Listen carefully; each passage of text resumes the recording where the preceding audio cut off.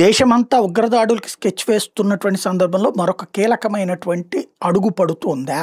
ఇది సందేహం.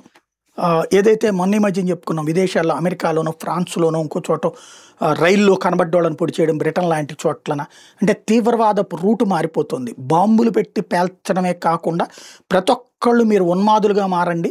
మీరందరూ కూడా ఇక్కడ మీ మతం కాని వాళ్ళని చంపేస్తే మీరు అదేదో జన్నత్‌కి వెళ్తారో అక్కడ మీరు ఎంతమందిని చంపితే అంతమంది అంతా 1/72 మంది అమ్మాయిలు అక్కడ మీకు రెడీలో ఉంటారని చెప్పి చెప్తున్నటువంటి బోధనలకు ఇన్స్పైర్ అవుతున్నటువంటి కొంతమంది ఉన్మాదులు తయారవుతున్నారు. వీళ్ళు ఏదో ఒకటి బళ్ళతో గుద్దేయడమో లేకపోతే కనుక పొడి చేయడమో చేస్తున్నారు.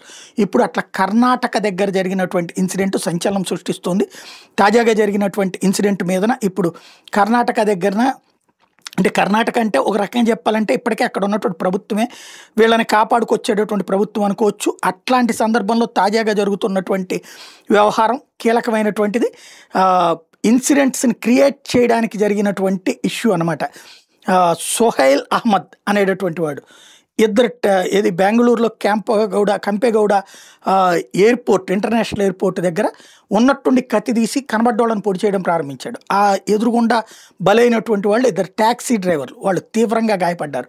ఇప్పుడు వాళ్ళని ఆసుపత్రికి షిఫ్ట్ చేసి ఏంటి ఈ కథ అన్నటువంటిది తేల్చే పనిలో ఉన్నారు. ఇట్లాంటి రాబోయేటటువంటి రోజుల్లో మరిన్ని సంఘటనలు చోటు చేసుకునే ప్రమాదం ఉంది. ఇప్పుడు వాడెవడో డాక్టర్ ఓమర్ అనేటటువంటి దరిద్రుడు చెప్పినటువంటి విధంగానే మిగతా వ్యవహారాలు చేసేటటువంటి ప్రమాదం పొంచి ఉంది.